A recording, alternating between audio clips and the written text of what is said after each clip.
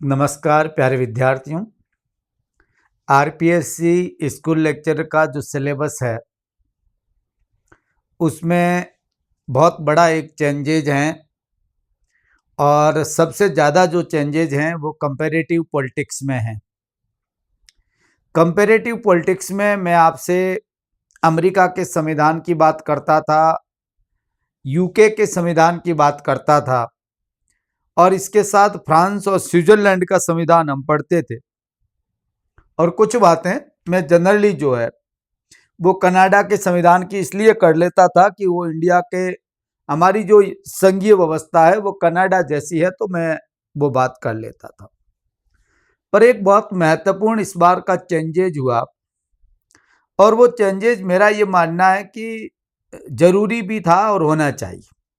क्यों होना चाहिए, ये तो जब अपन पढ़ते हैं तब पता चलता है कि क्यों होना चाहिए, इसकी इम्पोर्टेंस क्या है और इसे क्यों पढ़ाया जाता है। और वो चेंजेज है जापान का संविधान, कॉन्स्टिट्यूशन ऑफ जापान। बहुत इंपॉर्टेंट कॉन्स्टिट्यूशन है और इस कॉन्स्टिट्यूशन की बहुत सिंपल बातें हैं। साधारण बात है कि मेरे ख्याल से जितने भी संविधान लिखे गए उसमें यदि कोई सबसे सरलतम भाषा में लिखा गया कोई संविधान है, सरलतम भाषा में, तो वो सरल भाषा सबसे जापान की है। दूसरा, जापान के कॉन्स्टिट्यूशन में आप देखते हैं तो कहीं पर भी कोई क्लॉज नहीं है। क्लॉज का मतलब आर्टिकल है 1 2 3 4 5 6 7 8 103 तक, मगर बीच में एक का आर्टिकल क्लॉज 3 का क ख ऐसे कुछ भी नहीं। ये इस संविधान की सबसे अच्छी बात है। दूसरी बात, ये कॉन्स्टिट्यूशन कोई जापानी लोगों ने नहीं बनाया बल्कि जापान से बाहर के लोगों ने बनाया। तो जापान जैसे देश ने इसे क्यों स्वीकार कर लिया, ये बहुत जरूरी बातें हैं जिसको मैं चाहता हूं कि आज की क्लास में अपन जापान के संविधान और उसमें खासतौर से जो उसका अध्याय 1 है जिसमें उसका क्राउन है, सम्राट है, उस सम्राट की बात करेंगे, किंग की बात करेंगे, उनके पावर्स की बात करेंगे और जापान के संविधान को समझने की कोशिश करेंगे कि ये कैसे अस्तित्व में आया। तो दी कॉन्स्टिट्यूशन ऑफ जापान हमारा जो पार्ट है वो ये रहेगा।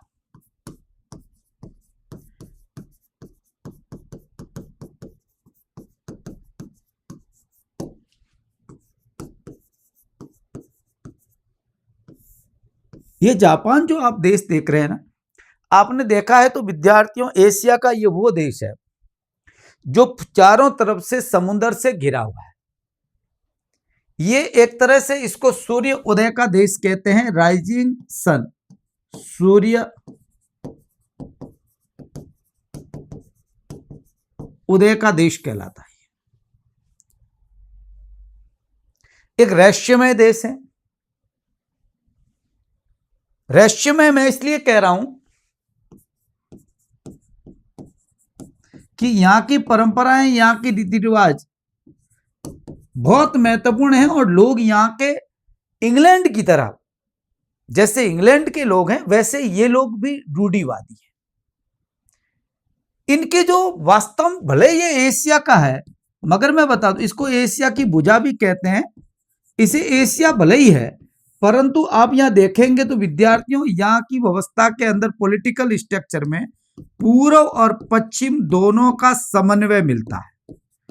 पूर्व पश्चिम के समन्वय का मतलब यह है, पूर्व का मतलब है समाजवाद और पश्चिम का मतलब है उदारवाद। तो यहाँ उदारवाद भी आपको देखने को मिलेगा और यहाँ आप इस कॉन्स्टिट्यूशन के अंदर राइट्स वगैरह में देखेंगे तो उनको काम का अधिकार वगैरह जो पावर दिए गए हैं वो वास्तव में राइट्स, ऐसा लगता है कि इनका झुकाव कुछ समाजवाद की तरफ भी है। पूर्व और पश्चिम का एक तरह से एक समन्वय देखने को मिलता है, तो इस जापान में देखने को मिलता है। द्वीप है छोटे छोटे, आपको कहने की जरूरत नहीं है, बहुत अच्छी तरीके से जानते हैं। एक हो है, एक होन्शु करके हैं, एक शिकोका करके हैं और एक क्यू, बहुत इंपॉर्टेंट है, क्यूशु। ये जो है ना, आप कभी देखेंगे तो सबसे निचला हिस्सा जापान का जो है, आप कहेंगे साहब इसको क्यों आप बताना चाहते हैं। ये इसलिए कहना चाह रहा हूं कि पॉलिटिकली भी इसकी इंपॉर्टेंस है और जापान के लोग भी ये मानते हैं कि पहली बार दुनिया के अंदर कहीं यदि राजा की उत्पत्ति हुई तो वो ये हुई। और राजा कैसे बना, ये बहुत इंपॉर्टेंट रोचक है। जापान एक तरह से मैं आपको कहना ये चाह रहा हूं, ये वास्तव में एक आध्यात्मिक नाम है।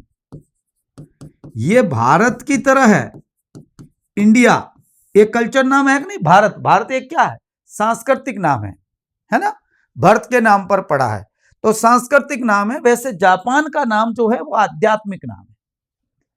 आप कहेंगे साहब आध्यात्मिक नाम है, इसका क्या मतलब हुआ?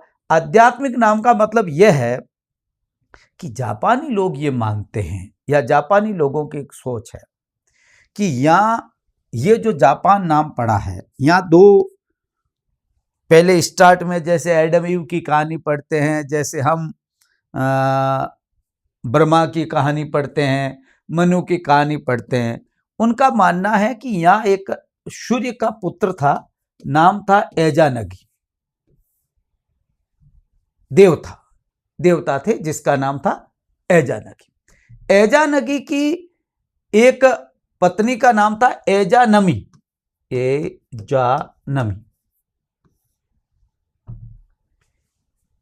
ये जब बाई आंख धो रहे थे उस समय एक व्यक्ति पैदा हुआ या देवता पैदा हुए जिनका नाम था आमतरेशु। आमतरेशु का मतलब होता है सूर्य, आमतरेशु यानी सूर्य,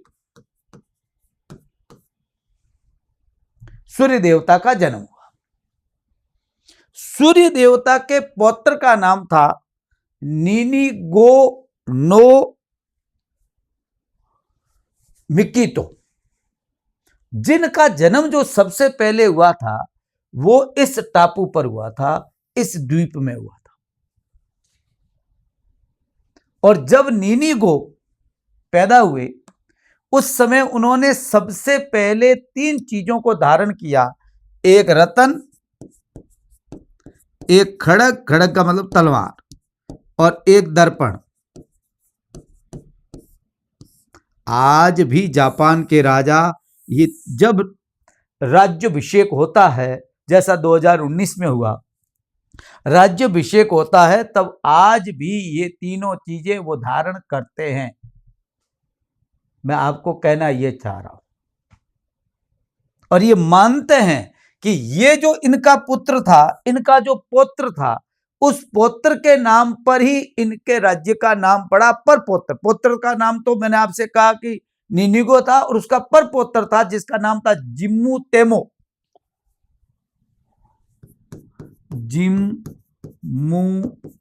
जिम्मुतेमो के नाम पर यह नाम पड़ा जापान। यानी हम सब जो लोग हैं, जिम्मुतेमो कौन है? सूर्य की संतान है। यानी ये राजा मानते हैं, जापान की राजशाही सम्राट शासक आज भी ये मानता है कि हम सूर्य देवता के वंशज हैं। वो आज भी अपनी 126वीं संतान मानते हैं, पीढ़ियों में मानते हैं कि हम धीरे धीरे ऐसा है। और जिम्मुतेमो जो है वो जापान का पहला सम्राट कहलाता है, प्रथम राजा कहलाता है, जो कि 660 ईसा पूर्व में हुआ। और ये राजशाही विद्यार्थियों आज भी जापान में कायम है। मेरा कहने का मतलब यह है, यानी जापान जो है वो अपने आप को सूर्य के साथ जोड़ता है। वहां के राजा लोग जो हैं वो अपने आप को सूर्य के वंशज मानते हैं। और जैसे हमारे यहाँ राजपूत वगैरह मानते हैं ना सूर्यवंशी, जैसे जाट वगैरह चंद्रवंशी मानते हैं, वैसे के वैसे ये मानते हैं कि हम सूर्य के वंशज हैं, ऐसा मानते हैं। और इनका जो जन्म हुआ वो पहले इस टापू पर और बाद में आसपास के क्षेत्र पर जमा हो गए, और फिर होकेहो, फिर होन्शु, फिर शिकोका, और फिर क्योनशु जो है ये टापू जो सबसे दक्षिणतम टापू है, यहाँ पर ये मानते हैं कि पहला राजा लोग जो है जन्म हुआ, शासक बने, वो यहाँ बने, ऐसा मानते हैं। पूरा पर्वतीय देश है, आपने देखा है तो जापान कहने की जरूरत नहीं। 85% जमीन पूरी के पूरी पहाड़ों से है। और खास बात यह है कि उन पहाड़ों के अंदर जो हैं जागृत ज्वालामुखी है, 18 से ज्यादा जागृत ज्वालामुखी हैं। और जागृत ज्वालामुखियों की एक खास बात मैं आपको बता देता हूं, वहां पर भूकंप भी आते रहते हैं। ज्यादातर लोग जो है लकड़ी के मकान बने हुए हैं, 2 मंजिल से ज्यादा के मकान वहां मिलते नहीं है। शीतोष्ण जलवायु वहां पाई जाती है, कोहरा वहां छाया रहता है, खास तौर से चावल की खेती होती है, चाय की खेती होती है, और सबसे ज्यादा वहां का उत्पादन समुद्र के चारों तरफ घिरे होने के कारण है तो वो मछली का है। दुनिया के 17% से ऊपर मछली उत्पादन का काम जो होता है वो जापान में होता है। ये जापान के लिए अपने आप में एक वरदान। जापानी लोग खुद भाषा से बहुत प्रेम करते हैं, राष्ट्रवादी हैं, सब देश सब धर्म का पालन करते हैं, और अपने आप को वो जोड़ते हैं तो ये मानते हैं कि हम काकेशियन और मंगोल वंश का एक समन्वय है, और उसके साथ वो जोड़ते हैं। यहां 3 धर्म बड़े चर्चा में रहे। एक शिंटो, आपको ध्यान रखना है, शिंटो मैं इसलिए कह रहा हूं कि शिंटो राजधर्म रहा है 1900 से, ये मान लीजिए कि 47 से पहले ये शिंटो जो है वो राजधर्म था। एक बौद्ध धर्म और एक ईसाई धर्म, या 3 धर्म रहे। शिंटो यहां का राजधर्म रहा। शिंटो का मतलब यह है एक ऐसा धर्म जो अपने आप में पूर्वजों की पूजा करते हैं, पितृ पूजा में विश्वास करते हैं, ऐसा है। यानी साम्राज्य पूर्वज और पारिवारिक पूर्वजों की पूजा करते हैं। और आपको जानकारी के लिए बता दूं, ये मानते हैं कि सब कुछ जापान का है, वो सब राजा का है, और सब वस्तुओं की उत्पत्ति राजा की है, सबका मालिक राजा है। यानी राजा, आप देखिए, किसी देश के अंदर किंग को यह समझा जाता है कि वो इस पूरी की पूरी जापान जो है वो उसकी संपत्ति है, और वहां के लोग ये मानते हैं कि राजा अपने आप में ईश्वर का पुत्र है, सूर्य का पुत्र है, उसका सम्मान करना चाहिए, उनकी आलोचना करना ही अपने आप में पाप है, उसके विरुद्ध बोलना ही पाप है। लोग, कहा जाता है कि जापान के लोगों की यह मान्यता है कि राजा जब भी बाहर निकलता है और राजा की जब महल के आगे से गुजरते हैं तो सिर झुकाकर चलते हैं। कहते हैं राजा से आंख मिला दी तो आंखें फूट जाती, अंधा हो जाता है आदमी। ये लोगों का विश्वास है, मैं बात कह रहा हूं विश्वास की। यहां के लोग बहुत अंधविश्वासी भी है। अब ये अंधविश्वास नहीं कहें, उनकी एक आस्था, राजा को सब कुछ मानते। बहुत आज्ञाकारी लोग हैं जापान के लोगों के बारे में आपने बहुत अच्छी तरीके से सुना है। दूसरी, आपको अच्छी तरीके से पता है कि वो बहुत सज्जन है, बहुत विनम्र है, बहुत शिष्ट है, कर्तव्यनिष्ठ है, प्राचीन मान्यताओं परंपराओं को बनाए रखना चाहते हैं, संस्कृति को मानते हैं, अपनी संस्कृति से बहुत प्यार करते हैं, अपनी भाषा में बात करते हैं, राष्ट्रीयता की भावना है, प्रकृति से प्रेम करते हैं, सौंदर्य के उपासक हैं, ईमानदारी से काम करते हैं, ईमानदारी। और आपको जापान की ईमानदारी में तो आपने बहुत सुने होंगे किस्से। एक बार कहते हैं कि जब राजीव गांधी जापान गए थे तो वहां उन्होंने कहा कि एक इंडस्ट्री देखने गए थे, उन्होंने कहा मैं देखना चाहता हूं कि यहाँ लोग कैसे काम करते हैं। तो अंदर गए तो लोग अपना अपना काम कर रहे थे, कोई भी उसकी तरफ कोई इंटरेस्ट नहीं ले रहा था राजीव गांधी की तरफ, और उनके साथ जापान का प्रधानमंत्री था, फिर भी उन्होंने कोई ध्यान नहीं दिया। सब अपना काम कर रहा है, मिस्त्री अपना काम कर रहा है, सब अपना काम कर रहा है। राजीव गांधी ने कहा ये यदि इंडिया में होता तो ये 3 दिन पहले तो सब ये टेंट लगाने में और नारे लगाने की तैयारी में रहते। ये जापान की कर्तव्यनिष्ठा है, ये जापान की ईमानदारी है, ये सज्जनता है, विनम्रता, शिष्टाचार है, आज्ञाकारिता, राष्ट्रवाद है, ये उनमें है। और आपको बहुत अच्छा लगेगा जानकर, आज भी जापान के अंदर बस में कंडक्टर नहीं होता। बस के बाहर रखा होता है टोकन, आप क्लियर, उसमें आप पेमेंट डाल दीजिए, जितने आपने सफर किया, सीधी सी बात है, आपने जितने येन डालना, 1 येन 50 जितना भी है वो डाल दीजिए और रवाना। आज भी बस में कंडक्टर नहीं होते जापान। आप सोच सकते हैं कि कितनी बड़ी बात है, क्योंकि उनका कहीं ना कहीं किसी आस्था विश्वास से जुड़ा होना, राष्ट्र से प्रेम करना, ये बहुत मतलब अलग बनाता है, जापान को अपने आप में अलग बनाता है। और जापान के बारे में हम बहुत जानते हैं, जिसके ऊपर परमाणु बम, एकमात्र देश जिस पर परमाणु हमला हुआ, और उस समय के परमाणु हमले के बाद आज दुनिया के अंदर आपको पता है विकसित देशों की गिनती में सबसे ऊपर स्थान आता है। विकसित देश की बात नहीं कर रहा हूं, डेमोक्रेटिक कंट्रीज में भी, मैं पॉलिटिकल की बात करूं तो डेमोक्रेटिक कंट्रीज में पूर्ण लोकतंत्र माना जाता है। वहां राजा होते हुए भी राजशाही मानते हैं, वहां एक प्रकार से क्राउन्ड रिपब्लिक है, मुकुटीय गणतंत्र है, राजा है ब्रिटेन की तरह, जैसे ब्रिटेन में है, मगर यहां ब्रिटेन में तो राजतंत्र है, राजतंत्र के साथ लोकतंत्र है, यहां कंप्लीटली डेमोक्रेटिक होते हुए भी मुकुटीय गणतंत्र कहा जाता है, क्योंकि राजा के पास है कुछ नहीं। रियलिटी में देखा जाए तो वास्तविक स्थिति तो यह है कि राजा के पास उतने भी अधिकार नहीं है जितने एक सामान्य नागरिक के पास है। आप कहेंगे ऐसा कैसे कह सकते हैं? मैं आप बड़ी सिंपल बात बताऊं, वहां जापानी लोगों को प्रॉपर्टी का राइट है, राइट टू प्रॉपर्टी उनका अधिकार है। फंडामेंटल राइट के अंदर जो 31 आर्टिकल है उनके, उन जो आर्टिकल आप 10 से लगाकर 40 के बीच में है, भाग मेरे ख्याल से अध्याय 3 है उनका, संविधान के अध्याय 3 के अंदर जो जिक्र है fundamental right and fundamental duties का जिक्र वही है। तो वहां फंडामेंटल ड्यूटीज और राइट के अंदर मैं आपको बहुत सिंपल बात बताना चाहता हूं विद्यार्थियों की, वहां राइट टू प्रॉपर्टी है। अब संपत्ति का अर्जन और धारण का व्यक्ति का अधिकार है, प्रत्येक का, वहां रहने वाले प्रत्येक नागरिक का अधिकार, परंतु राजा के पास यह अधिकार नहीं है और सभी संपत्ति का मालिक राजा है। ये वहां की बहुत अलग बात है। तो जापान के संविधान को पढ़ना भी इंटरेस्टिंग है। और दूसरा, दुनिया के अंदर ये पहला, दुनिया में नहीं एशिया का ये पहला कंट्री है जिसके अंदर पार्लियामेंट्री सिस्टम को एक्सेप्ट किया गया।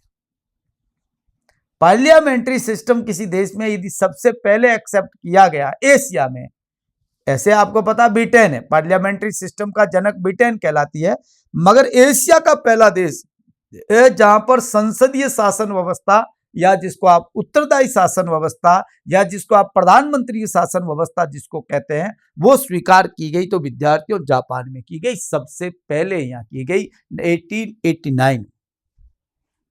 ये पहला पार्लियामेंट्री सिस्टम एक्सेप्टेड करने वाला देश बना। जापान के इतिहास की बात करूं मैं जनरली, थोड़ा सा आपको बैकग्राउंड हमें देखना पड़ेगा, क्योंकि जापान के बैकग्राउंड को देखे बिना आप जापान आगे चले जाएंगे तो ठीक तरीके से आप जापान को पढ़ नहीं पाएंगे। थोड़ा सा बैकग्राउंड जरूरी होता है। प्रारंभ में ये लोग, मैंने आपसे कहा कि जो इसका आदि काल है, ये मानते हैं कि राजा जो है वो सूर्य का ही वंशज हैं और स्टार्ट से लगाकर ये कंटिन्यू चलता रहा, कोई प्रॉब्लम नहीं थी।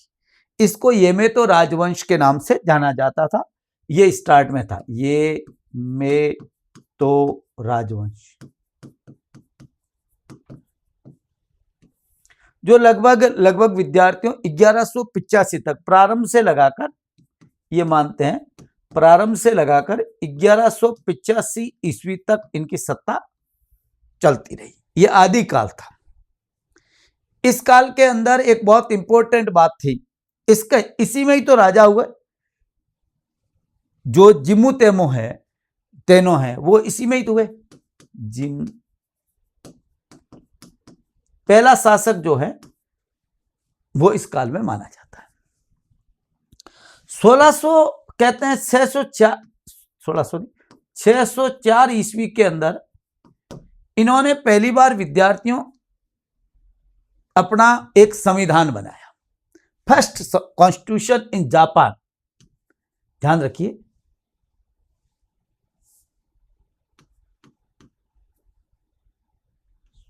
छह 604 ईस्वी के अंदर बना। प्रिंस थे शोटेकू, इन्होंने पहली बार बनाया। शोटेकू, कहीं शोटोकू भी लिखा होता है, कोई फर्क नहीं पड़ता। ये 17 आर्टिकल का एक कॉन्स्टिट्यूशन था, पहला एशिया के अंदर। देखिए, ऐसे आपको पता है पहला कॉन्स्टिट्यूशन दुनिया में रिटन कॉन्स्टिट्यूशन माना जाता है, वो हम्मुराबी का कॉन्स्टिट्यूशन माना जाता है। हम्मुराबी कहाँ के शासक थे? मिस्र के शासक थे, जो 1750 ईसा पूर्व लिखा गया। दुनिया में पहली बार रिटन कॉन्स्टिट्यूशन, आधुनिक रिटन कॉन्स्टिट्यूशन जो माना जाता है वो माना जाता है अमेरिका का, मगर दुनिया का आपसे पूछे कि पहला कॉन्स्टिट्यूशन कब लिखा गया, तो उसमें नाम हम्मुराबी है। 1750 ईसा पूर्व शिलाओं पर लिखा गया था। और यहां के प्रिंस थे विद्यार्थियों शोटेकू, जिन्होंने प्रिंस छोटेकू ने 604 ईस्वी के अंदर पहली बार यहां संविधान लिखा, जिसमें 17 आर्टिकल थे। चाइनीज सिस्टम को जो कहते हैं ना अपने क्या कहते हैं कैलेंडर, वो चाइनीज कैलेंडर को अपनाया और चीनी कैलेंडर के हिसाब से इन्होंने अपनी व्यवस्था एस्टेब्लिश की। इस काल में पूरी तरीके से केंद्रीकृत नौकरशाही थी।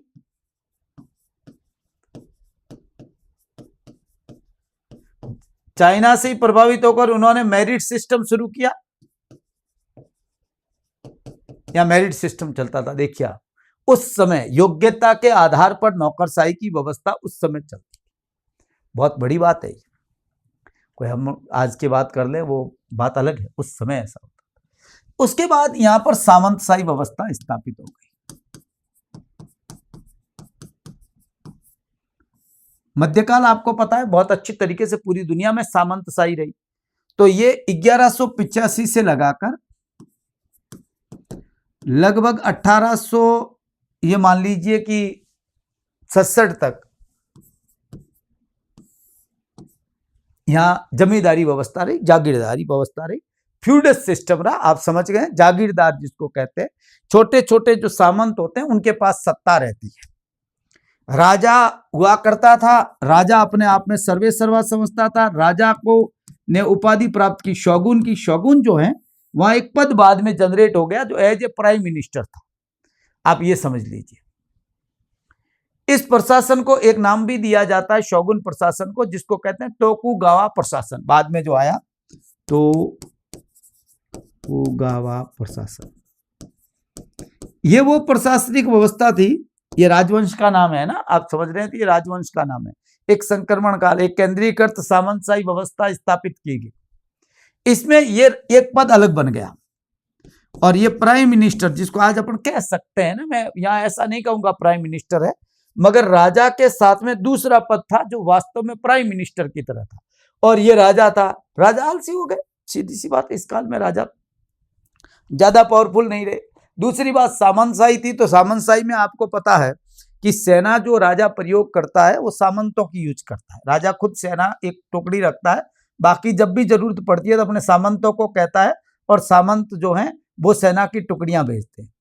तो उस समय एक वर्ग और अस्तित्व में आया जिसको कहते हैं समुराई। वहां आप कहेंगे तो एक था समुराई। समुराई का मतलब है जो सैनिक सेवा वर्ग है, एक ये समझ लीजिए। ये वर्ग था, एक शोगुन पद बन गया, एक राजा, इस प्रकार की व्यवस्था स्टैब्लिश हो गई। यानी ये ऐसी व्यवस्था थी विद्यार्थियों जहां पर बाहर के लोगों का कोई मतलब नहीं था, जापान लोगों का काम चलता था। इस काल में जापान में किसी विदेशी आदमी को आने नहीं दिया गया। हाँ, जरूर अमेरिका ने पहले कोशिश की, नहीं परमिशन दी गई। बाद में यूके, रसिया, हॉलैंड या कोशिश करते रहे। सबसे पहले जापान जाने वाला कोई दूसरा देश है, बाहरी देश है, तो वो अमेरिका है। विरोध होना था, क्योंकि इसलिए विरोध होना था कि बाहरी लोगों को ये लोग स्वीकार नहीं करते थे, अपनी संस्कृति से बहुत प्यार करते हैं। तो इस काल के कमजोर पड़ने के बाद में विद्यार्थियों एक सत्ता स्थापित हुई जिसको कहते हैं मेईजी वंश। बहुत इंपॉर्टेंट माना जाता है ये मेईजी वंश की सत्ता, जो कि सेकंड वर्ल्ड वॉर तक बनी रही। यानी कि 1867 से लगाकर विद्यार्थियों 1946 तक हिरोहितो, नाम आपने सुना है, सेकंड वर्ल्ड वॉर के समय जापान के राजा हुआ करते थे हिरोहितो। हिरोहितो का बहुत महत्वपूर्ण बात है। हिरोहितो वो राजा है जिसने पहली बार कहा कि हम कोई सूर्य के पुत्र जैसी बात नहीं है, हम भी एक जन सामान्य की तरह जन सामान्य है। और सम्मान तो देखो लोगों का वहां की अपने खून में है, वो अपने आप में करते हैं। मगर ये वो काल था विद्यार्थियों जहां पर इतिहास की पुनः स्थापना हुई। जापान फिर ताकतवर बना दुनिया के अंदर, आपको अच्छी तरीके से पता है। मित्सुहितो यहां के राजा थे, बहुत इंपॉर्टेंट राजा, मित्सुहितो, और लास्ट में थे हिरोहितो। एक बात आपको यहां ध्यान रखना, क्या है कि ऐसा नहीं है कि यहां हमारे यहां पर जैसे मुगल के बाद राजपूत आ गए, राजपूत के बाद और कोई आ गए, ऐसा नहीं हुआ है। वहां क्या है, इसी वंश का ही सत्ता में एक रूप बदलता जाता है। ये मेजी वंश इसी की संतान है ना। जब भी आज के राजा भी ये देखते हैं कि हम वंश में कहां पर आते हैं, तो अपनी पीढ़ी यहां से शुरू करते हैं। मैंने कहा यहां से शुरू करेंगे और यहां से शुरू करके आज तक राजा तक आएंगे। ये 100 हिरोहितो जो है, ये 124वीं पीढ़ी है। आप ये समझ लीजिए 124वीं पीढ़ी थे, है ना। हिरोहितो अब तो है नहीं, आपको क्लियर बात है। उसके बाद 2 शासक और बन गए तो वो 26वें हो गए, वो बात अलग है। आप अच्छी तरीके से ये तो थोड़ा बहुत ध्यान रखना पड़ेगा। और 2019 में जापान के राजा ने त्याग पत्र दे दिया था। पहली बार कोई राजा ने आज तक त्याग पत्र नहीं दिया, जापान के राजा ने, मगर 2019 में दिया गया। और उनके बाद में उनका जो बेटा है वो बना। और प्रेजेंट टाइम जो राजा साहब है, उनके तो बेटा भी नहीं है, एक बेटी है। आपको पता है, चर्चा में सुना होगा आपने कि वहां पर महिलाओं को फिर उत्तराधिकार कैसे मिलेगा, मगर वहां मना ही नहीं है। और हो सकता है पहली ब्रिटेन की शासिका। आज तक इन जापान में 126 पीढ़ियां तक आते आते एक भी विद्यार्थियों, एक भी 126 पीढ़ी में एक भी महिला शासिका नहीं बनी, एक भी महिला नहीं बनी। मेजी उपाधि है ये जो है ना, ये कोई वंश का मतलब है, राजा ने यह उपाधि ली थी और उसके कारण ये मेजी वंश कहलाता है। इसका मतलब ये मत समझना कि यहां से साहब हर बार जैसे ये हमारे यहाँ होता है वैसा तुगलक काल, खिलजी काल, ऐसे तो नहीं हो गया, वैसा नहीं है ना। जापान का एक अपना तरीका है। और इन्होंने इस काल के अंदर विद्यार्थियों एक कॉन्स्टिट्यूशन बनाया। बहुत इंपॉर्टेंट बात थी यहाँ का कॉन्स्टिट्यूशन। ये जो मेजी वंश का कॉन्स्टिट्यूशन है, ये बहुत इंपॉर्टेंट कॉन्स्टिट्यूशन माना जाता है। ये कॉन्स्टिट्यूशन आपसे ये समझ लीजिए कि पूर्व के कॉन्स्टिट्यूशन, अभी जो कॉन्स्टिट्यूशन है उससे पूर्व कॉन्स्टिट्यूशन का आधार जो है वो ये मेइजी वंश का कॉन्स्टिट्यूशन है, जो प्रिंस इतो द्वारा बनाया गया था। प्रिंस इतो इसके राइटर थे। तो मेइजी वंश का संविधान, थोड़ी सी बात कर लेता हूं, ज्यादा नहीं करूंगा। मेइजी वंश का संविधान,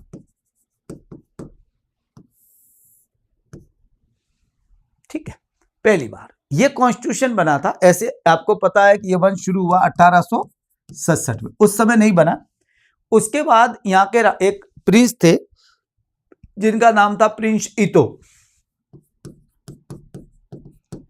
प्रिंस इतो द्वारा 1889 के अंदर, डेट भी है मेरे ख्याल से 11 फरवरी 1889 के अंदर इन्होंने कॉन्स्टिट्यूशन बनाया। इस कॉन्स्टिट्यूशन के अंदर एक बहुत इंपॉर्टेंट बात थी, वो ये थी कि जो सम्राट है वो सर्वोच्च है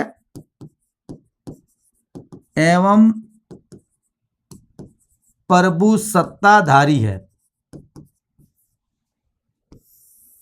जनता के पास पावर नहीं होगा, सम्राट अपने आप में सर्वोच्च, सर्वे सर्वा होगा।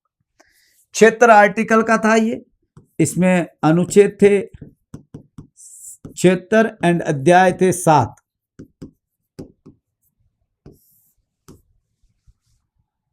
जिसमें राजतंत्रीय व्यवस्था को स्वीकार किया गया, आज भी है। मगर ये जो राजतंत्रीय व्यवस्था थी ये वैसी थी जैसी पर्शिया और ऑस्ट्रिया की व्यवस्था है, उस प्रकार की व्यवस्था स्थापित की गई। यहाँ का जो टेनो है, टेनो मतलब सम्राट, जो सम्राट है वो सम्राट अपने आप में सर्वोच्च, सर्वाधिकारवादी, और यह समझा गया कि वो एज ए ईश्वर के समान है, ईश्वर के समान है, ऐसा समझा। पहली बार इस संविधान के अंदर डाइट अस्तित्व में आई। डाइट का मतलब है विद्यार्थियों वहां की संसद, आपको संसद कहते हैं। जापान की संसद को क्या कहा जाता है? डाइट कहा जाता है। पहली बार डाइट 1889 में ब्रिटेन में द्विसदनात्मक, पहली बार द्विसदनात्मक, 2 सदन थे। एक का नाम था peers house, house of peers जिसको कहा जाता था, या पियर्स सदन के नाम से जाना जाता था। यह उच्च सदन था। इसमें वंशानुगत लोग होते थे या मनोनीत व्यक्ति होते थे, राज परिवार से संबंधित व्यक्ति होते थे, वही होते थे, दूसरे नहीं होते थे। और दूसरा सदन था विद्यार्थियों, हाउस ऑफ रिप्रेजेंटेटिव, जिसको कहा जाता था निम्न सदन। और निम्न सदन के अंदर जनता द्वारा चुने जाने वाले प्रतिनिधि थे। 25 वर्ष के जो भी मतदाता थे उसको चुनाव, आज 25 वर्ष नहीं है, आज 20 वर्ष है जापान के अंदर, मगर उस समय 25 वर्ष रखा गया। केवल पुरुषों को ही वोट देने का अधिकार हुआ करता था, केवल पुरुषों को। और वो भी पुरुषों में भी आपको बता दूं, स्टार्ट के अंदर तो ये था कि जो वार्षिक 15 येन तक, 15 येन जो टैक्स देते हैं, उन्हीं को वोट देने का अधिकार था। फिर इसको घटाकर 3 किया गया, और मेरे ख्याल से जहां तक मुझे याद आ रहा है 1926 के अंदर इन्होंने ये लिमिट हटा दी। दुनिया में हो रहा था ये, आप अच्छी, भारत का संविधान में भी अपन ये सुनते हैं, पढ़ते हैं, डेवलपमेंट पढ़ते हैं तब, तो जापान के डेवलपमेंट में भी ऐसा रहा। तो जो 3 था उसको घटा दिया गया और पुरुषों को ही राइट था। फिर जब नया संविधान जिसमें बना, इसमें सार्वभौमिक वैश्विक मताधिकार है, आपको पता है, महिलाओं को भी मताधिकार का प्रयोग करने का अधिकार है उस समय। मगर ये जो डाइट थी, उस समय की डाइट की बात करूं मैं, तो एक तरह से यह एक परामर्श दात्री संस्था के आगे कुछ नहीं थी। राजा को परामर्श देने के लिए थी। राजा सर्वोच्च था, संप्रभु सत्ताधारी था, सर्वाधिकारवादी था, सब कुछ राजा के पास था। एक तो राजा को यह सलाह देने के लिए थी, दूसरा उस समय राजा को एक सलाह देने के लिए और अस्तित्व में आई थी, जिसको कहते थे प्रिवी काउंसिल। प्रिवी काउंसिल का मतलब है जापान के अंदर वयोवृद्ध लोगों की, राजविदों की एक प्रकार से संस्था थी, जो 1885 के आसपास अस्तित्व में आ गई थी। बाद में कॉन्स्टिट्यूशन में जगह दे दी गई। ये एक प्रकार से आप ये समझ लीजिए, इनमें से ही मंत्रिमंडल बनता था। राजा अपनी इच्छा से जिसको चाहता था उसे मंत्री बनाता था। इसका काम भी परामर्श का ही था, ये कोई पावरफुल नहीं थी, क्योंकि आप अच्छी तरीके जानते हैं कि मेइजी वंश के अंदर सर्वे सर्वा राजा था, सभी अधिकार राजा के पास था, तो इसके पास भी कुछ ज्यादा नहीं था। मगर ये एक प्रकार के कैबिनेट का काम करती थी, मंत्रिमंडल का काम करती थी। एक बात ध्यान रखने वाली बात है, इस संविधान के अंदर कहीं पर भी, इस कॉन्स्टिट्यूशन में कहीं पर भी कैबिनेट कोई संवैधानिक संस्था के रूप में नहीं देखी जाती थी, एक गैर संवैधानिक संस्था के रूप में थी। संविधान में उसका जिक्र नहीं होता था। इसमें से कुछ लोग जो है वो मंत्रिमंडल का काम करते थे। इसलिए कई बार इसके बारे में एक बहुत इंपॉर्टेंट बात कही जाती है कि ये जो संस्था थी, ये डाइट का तृतीय सदन था, प्रिवी काउंसिल को कहा जाता है। मगर ऐसा आज के युग में वहां पर ऐसा कुछ भी नहीं है। उस समय होता था, कहा जाता था, कहा जाता था, है नहीं, कभी कहा जाता था। या एक जो जुडिशरी थी, वो न्यायपालिका पूरी तरीके से कार्यपालिका के अधीन थी, राजा द्वारा ही नियुक्त होते थे, राजा के ही अधीन होते थे, क्लियर बात है। यानी ये भी एक प्रकार से कार्यपालिका की शाखा हुआ करती थी, और कुछ नहीं था। इस प्रकार की व्यवस्थाएं फ्रांस नमूना, जैसा आपने फ्रांस में अपन पढ़ते हैं ना, उसी प्रकार की व्यवस्था यहां स्टेब्लिश कर दी गई। इसके साथ कुछ नॉन कॉन्स्टिट्यूशनल बॉडीज भी काम करती थी, जिसमें बड़ा नाम था, नॉन कॉन्स्टिट्यूशनल की मैं बात करूं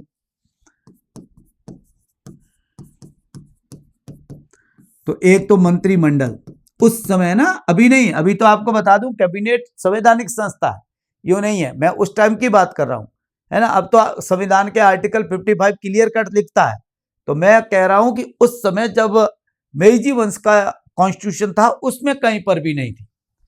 तो मंत्रिमंडल ऐसे पावरफुल थी, मंत्रिमंडल ऐसी बात नहीं है, राजा को सलाह देने में बहुत महत्वपूर्ण भूमिका निभाती थी, मगर इन पर सेना का बड़ा प्रभाव था, सैनिकवाद था, उग्र राष्ट्रवाद था, उन्हीं लोगों को मौका मिलता था, सीधी सी बात है। और सम्राट इन्हीं की सलाह को मानता था, उसमें कोई बड़ी बात है नहीं। एक और संस्था थी यहां पर, गैनरो।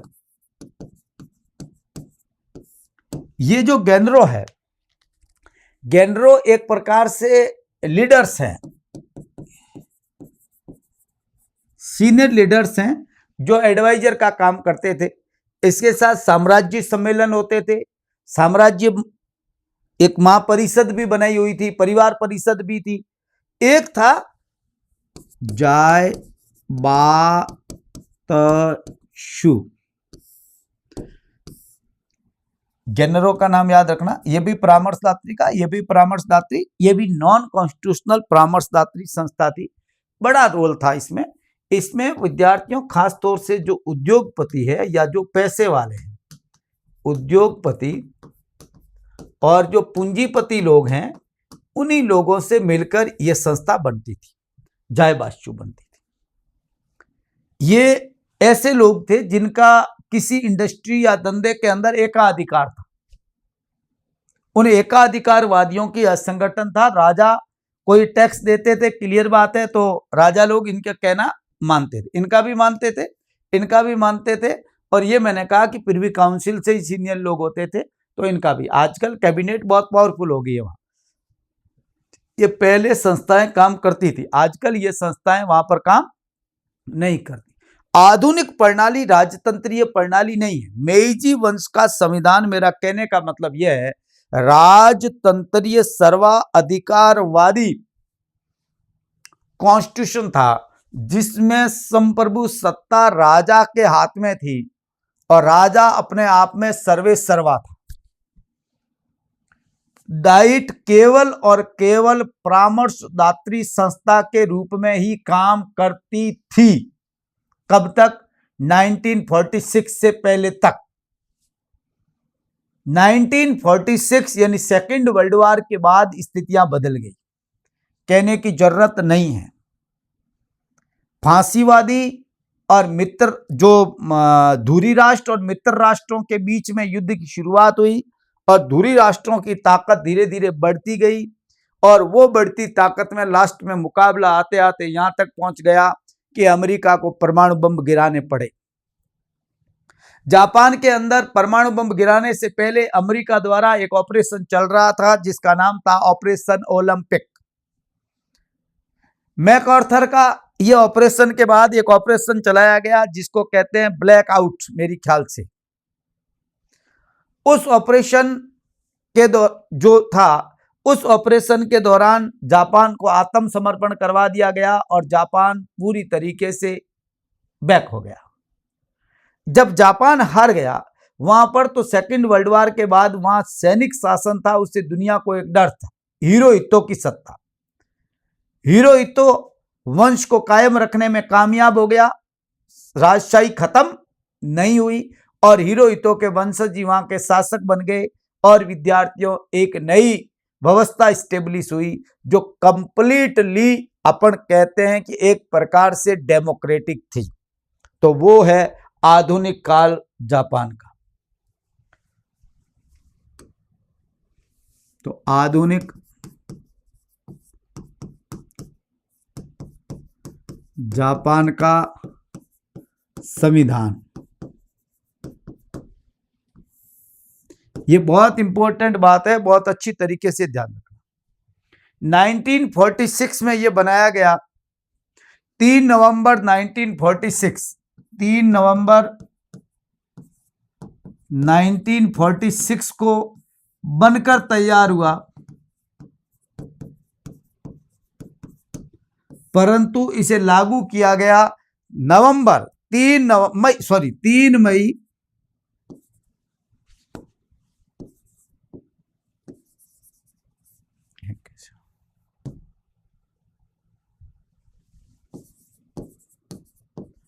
3 मई 1947 को यह संविधान लागू हो गया और नया संविधान बन गया। ये बहुत इंपॉर्टेंट बात है जापान के कॉन्स्टिट्यूशन की, जिसको अपने को पढ़ना चाहिए। क्यों ऐसा हुआ, कैसा संविधान बना?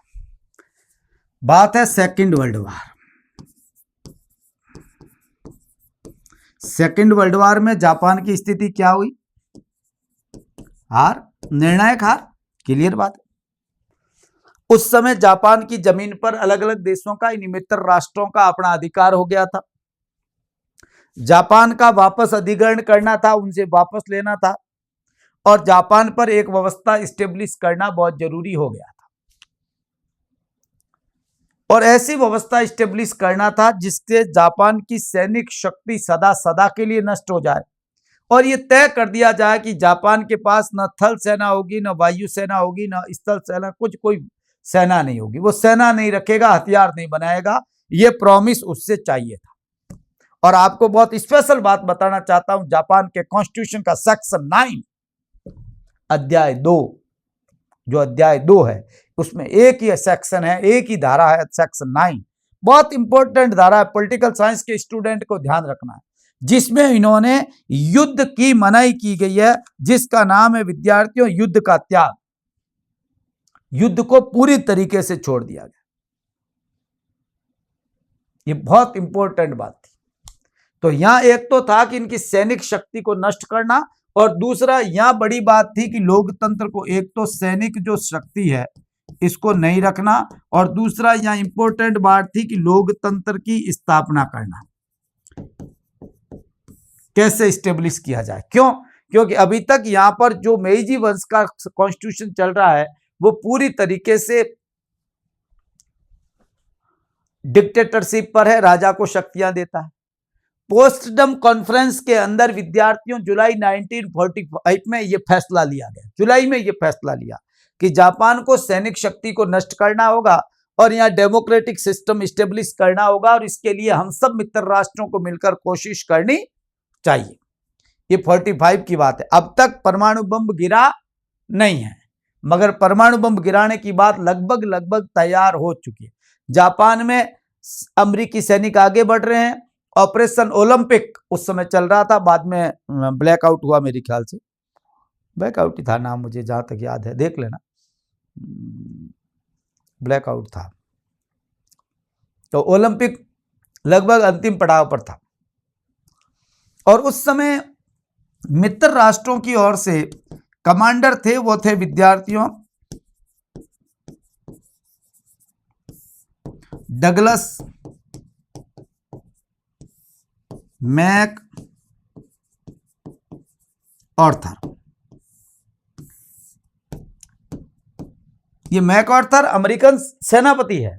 मेरा कहने का मतलब supreme commander of the allied power जो है, जो मित्र राष्ट्र है, उनका ये सुप्रीम कमांडर है, जनरल मैकऑर्थर कहते हैं, जनरल डगलस मैकऑर्थर। डगलस है ना बेटा, याद रखना, ऐसा नहीं है नाम यही भूल जाओ। और ये नाम बड़ा इंपॉर्टेंट नाम है, और ये नाम आपको याद रखना ही पड़ेगा, बिना नाम याद रखे काम चलेगा नहीं।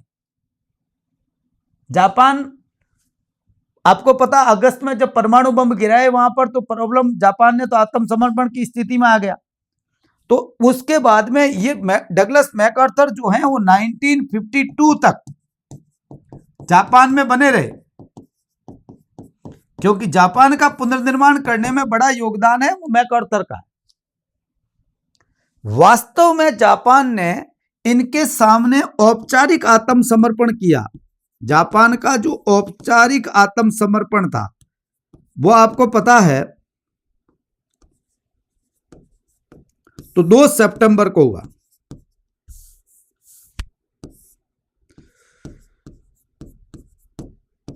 2 सितंबर 1945 ये खास दिन था। और इस दिन की एक मैं बहुत इंपॉर्टेंट बात बताना चाहता हूं कि यूएसएस का एक जहाज, जिसको मिसौरी कहते हैं, उस मिसौरी के पर ये पहुंचे, और वहां पर मित्र राष्ट्रों के नेता और खासतौर से मैकऑर्थर साहब थे, और जापानी हिरोहितो वगैरह जो है। और उस समय आपको पता, हिरोहितो राजा थे, जापान का शिंटो धर्म राजकीय धर्म था, आजकल नहीं है। और इसे आपको डगलस मैकऑर्थर को अमेरिकी सीजर बोलते हैं। तो इनके सामने इन्होंने आत्मसमर्पण, औपचारिक रूप से अमेरिका ने आत्मसमर्पण किया, वो 2 सितंबर 1945। इसमें कुछ बातें हिरोहितो की मान ली गई, और वो ये थी कि हम जापानी लोगों की स्वीकृति से होगा, सब कुछ होगा, वो हम सैनिक जो व्यवस्था है हमारी, या मिलिट्री सिस्टम पूरी तरीके, स्थल सेना, वायु सेना, जल सेना खत्म कर देंगे, ये नहीं रखेंगे, हम आपसे प्रोमिसेस करेंगे। उसके बाद में इन्होंने भी, अमेरिका ने भी प्रॉमिस किया, भाई हम आपके वहां पर जो आपकी राजशाही चल रही है, ये व्यवस्था जो चल रही है, लोगों का विश्वास है, इसको हम खत्म नहीं करेंगे। और डगलस मैकऑर्थर ने टोक्यो में अपना कार्यालय बनाया और वहीं पर रहने लगे। सब कुछ इनके हाथ में था, अंतिम निर्णय करने का अधिकार इनके पास में आ गया था। अब डगलस मैकऑर्थर को एक काम करना था, ये 45 की बात है, ये हो गई। अब इसके बाद में डगलस मैकऑर्थर को कहा कि आप ऐसे करिए, कॉन्स्टिट्यूशन बनाने की तैयारी करिए। तो इन्होंने फरवरी 1946 में प्रारूप बनाने के लिए संविधान का एक समिति बनाई। इसको प्रारूप समिति कहते हैं। इसमें 24 मेंबर थे और मैं आपको जानकारी के लिए बता दूं, ये सबके सब अमेरिका के रहने वाले वकील और संविधान विशेषज्ञ थे। कानून के जानकार जो हैं ऐसे लोग थे। इनको अमेरिका से बुलाया और मैकआर्थर ने कहा कि भाई आप एक जापान के लिए कॉन्स्टिट्यूशन का निर्माण करो जिसको हम स्वीकार कर सके। और आपको जानकारी के लिए बता दूं विद्यार्थियों, ये जो इस प्रारूप समिति ने जो प्रारूप बनाया था, उसी प्रारूप को ही बाद में जापान की कैबिनेट और पार्लियामेंट ने नवंबर 1946 में स्वीकार किया था। और नवंबर की डेट में आपसे कह रहा था 3 नवंबर 1946। मैं इसलिए ये पन्ना सामने लेके बैठा हूं कि मुझे पता है यह नाम लिखा बहुत जरूरी है, नहीं तो क्या है कि मेरे डेट गड़बड़ हो जाए तो आज का टाइम ऐसा आ गया है ना। तो क्योंकि स्टूडेंट, ये मेरा एक प्रॉमिस करता हूँ, स्टूडेंट से कहता हूँ कि जो चीज़ें मैं पढ़ा रहा हूँ उतना आप पढ़ लेंगे तो बाद में किताबें पढ़ना, वो देखना और कुछ देखने की जरूरत नहीं पड़ेगी। ये बड़ी सिंपल बात है। और मैं आपसे ये बहुत मतलब दावे के साथ कहना चाहता हूँ, दिल से कहना चाहता हूँ कि जितना मैं पढ़ा रहा हूँ इतना आप देख लेंगे, बस उसके बाद आपको यदि सवाल है बाहर नहीं आएंगे, मेरी गारंटी है, दावा है। ये कोई मेरे कहने से आपको नहीं मानना है। बात यह है कि मैं खुद इस बात के लिए प्रिपेयर रहता हूं कि भाई अपने को हर बात पढ़ानी है। और जितना मैं, ऐसा नहीं आप हर चीज को लिखें। ये यहां बात इंपॉर्टेंट क्या है, यहां बात इंपॉर्टेंट यह है कि जापान का कॉन्स्टिट्यूशन जापानियों ने नहीं बनाया, बल्कि एक अमेरिकी सैनिक कमांडर जो था मैकआर्थर, डगलस मैकआर्थर द्वारा बनाई गई एक प्रारूप समिति ने, जिसमें 24 लोग थे और 24 ही अमेरिका के थे, उसके द्वारा बनाई गई, उसको जापानियों ने स्वीकार कर लिया। नवंबर 1946 में स्वीकार कर लिया, जो बाद में मई 1947 में लागू हुआ। यह बात आपको स्वीकार करनी है, यह बात आपको ध्यान रखना है। यह कॉन्स्टिट्यूशन जो बनाया गया इस प्रारूप समिति में, ये 24 लोग, ये कॉन्स्टिट्यूशन लिखित कॉन्स्टिट्यूशन है, क्लियर बात है, लिखित संविधान है। कैसा संविधान है? लिखित है ना भाई। किसने लिखा? एक प्रारूप समिति ने, जो कौन है? जापानी नहीं है, जिसके अंदर, जिसमें 24 के 24 लोग अमेरिका के रहने वाले। ये बड़ी स्पेशल बात है। किसके निर्देशन में लिखा जा रहा है? तो मैकआर्थर। ये नाम आपको बहुत अच्छी तरीके, डगलस डी मैकआर्थर का नाम आपको याद रखना पड़ेगा, जो कमांडर है,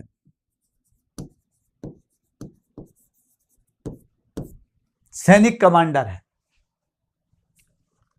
आपको एक बहुत स्पेशल बात बताना चाहता हूं इस कॉन्स्टिट्यूशन, इस समिति का जो मुखिया था, प्रमुख था, या मैं कहूं कि भीमराव अंबेडकर जिसको आप कहते हैं, वो विद्यार्थियों एक व्यक्ति था, कोर्टनी व्हिटने। व्हिटने ये इसके अध्यक्ष थे। एक व्यक्ति था इसके अंदर जो उप प्रमुख था, जिसको वास्तव में यह कहा जाता है कि वो जापान के संविधान का ही निर्माता, उसी को ही कहा जाता है। उसका नाम था चार्ल्स काउस। चार्ल्स काउस जो था, ये उप प्रमुख था इसका।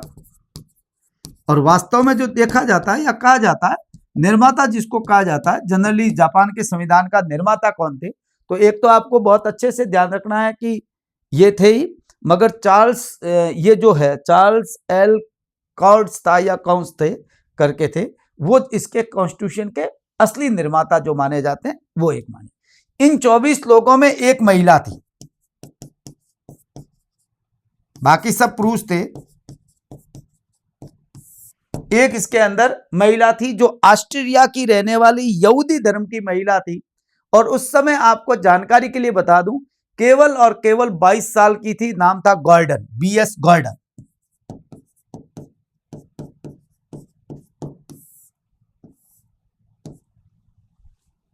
एकमात्र महिला थी। अमेरिकी कॉन्स्टिट्यूशन सॉरी जापानी कॉन्स्टिट्यूशन का जो सेक्शन 24 है और सेक्शन 14 जो है, जो अभी मैं पढ़ाऊंगा, फंडामेंटल राइट उनके जो है, जो अध्याय 3 में है, उसके अंदर विद्यार्थियों जो तैयार करने वाली महिला थी उसका नाम बीएस गॉर्डन था। ये नारीवादी महिला है एक तरह से आप समझ लें तो, यानी अमेरिकी महिला है, अमेरिका की ऑस्ट्रेलिया में, जन्म इसका ऑस्ट्रेलिया में हुआ, यहूदी थी, अमेरिका में रह रही थी, और इस जो प्रारूप समिति थी, इस प्रारूप समिति के अंदर इसको मेंबर बनाया गया था। तो ये प्रारूप समिति के एक मेंबर के रूप में काम किया। तो एक महिला थी। मेन जो नाम है ये चार्ल्स, इस काउंस का नाम जो है या कॉर्ड्स है, कोई नाम है मेरे ख्याल से, मैं देखना पड़ेगा तो वो इसके, हाँ भाई इसका नाम थोड़ा सा ध्यान, कार्ड्स है ना, चार्ल्स एल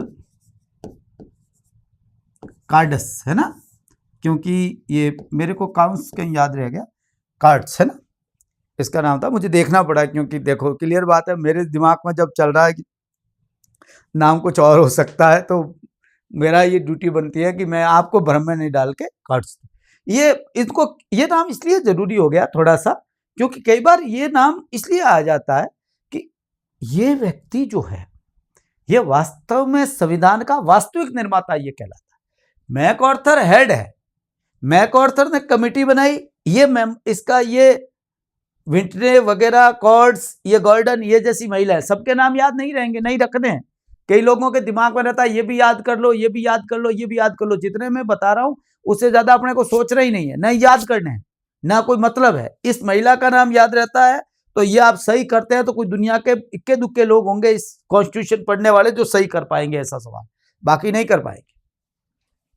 तो इस प्रकार का एक कॉन्स्टिट्यूशन बनाने का काम दिया गया कि आप कॉन्स्टिट्यूशन तैयार कर लीजिए। कॉन्स्टिट्यूशन तैयार हुआ, जब ये प्रारूप तैयार हुआ, देखो अब तरीका क्या रहा, प्रारूप तैयार होने के बाद में इसे भेजा गया विद्यार्थियों कैबिनेट के पास कि आप इस पर अनुमति दें। इन्होंने जब अप्रूव कर दिया तो ये गया डाइट के पास। डाइट कौन? पार्लियामेंट, संसद। ये संसद है जिसके अंदर 2 सदन है।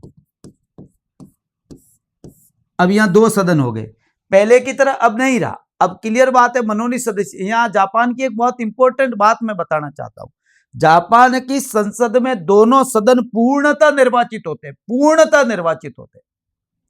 मैं आगे पढ़ाऊंगा पार्लियामेंट को, कंप्लीटली इलेक्टेड है, इसमें कोई मनोनीत की कोई बात ही नहीं है। जिसके एक का नाम है हाउस ऑफ काउंसलर, एक का नाम तो है ये हाउस ऑफ काउंसलियर, और दूसरे का नाम है हाउस ऑफ रिप्रेजेंटेटिव। प्रतिनिधि सभा और सभासद या पार्षद सभा, कुछ भी कह दीजिए, काउंसलर कह दीजिए या काउंसलियर कह दीजिए, मेरे ख्याल से काउंसलर लिखना ठीक है। काउंसलियर जो है ये CLLORS है ना, CILLOR, काउंसलर है ना, काउंसलर्स एक होती है। इसको जापानी भाषा में कहते हैं सांगी इन।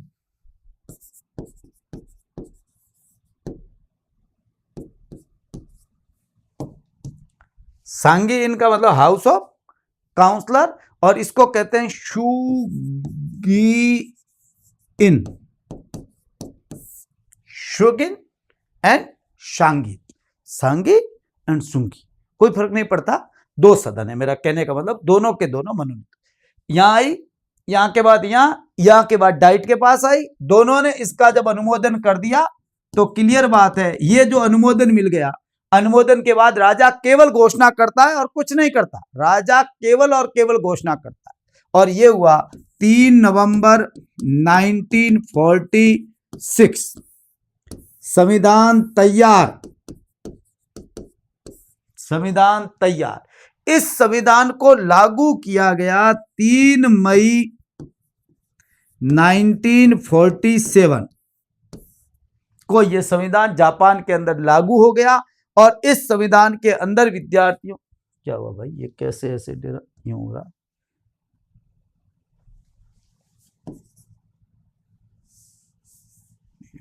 जाता है। ये तैयार हुआ और 3 मई 1947 को लागू हो गया। और इस संविधान के अंदर 103 अनुच्छेद है, बड़ी सिंपल भाषा में लिखे हुए हैं, भारत के संविधान की तरह नहीं है। इसमें 11 अध्याय हैं और इसके साथ एक विद्यार्थियों प्रस्तावना है। ये बहुत इंपॉर्टेंट कॉन्स्टिट्यूशन एकदम तैयार हो गया। यानी मेरा कहने का मतलब, एक जापान का कॉन्स्टिट्यूशन एक लिखित संविधान है जो एक प्रारूप समिति द्वारा तैयार किया गया, जो विदेशी थी, जिसे जापानी पार्लियामेंट एंड कैबिनेट द्वारा अनुमोदन कर दिया गया। और अनुमोदन के बाद जब 3 मई 1947 को लागू कर दिया गया, और ये जापानी संविधान है जिसको अपन कहते हैं, ये अपने को पढ़ना है, बड़ी बात है। तो अपन बात करें कॉन्स्टिट्यूशन की कुछ बातें। एक बात तो हो गई, ये रिटन कॉन्स्टिट्यूशन है, लिखित संविधान। मेरे ख्याल से यहां कोई प्रॉब्लम नहीं। लिखित में क्या है तो क्लियर लिख देना, प्रस्तावना प्लस 11 अध्याय, बड़ी साधारण भाषा में, और विद्यार्थियों 103 अनुच्छेद।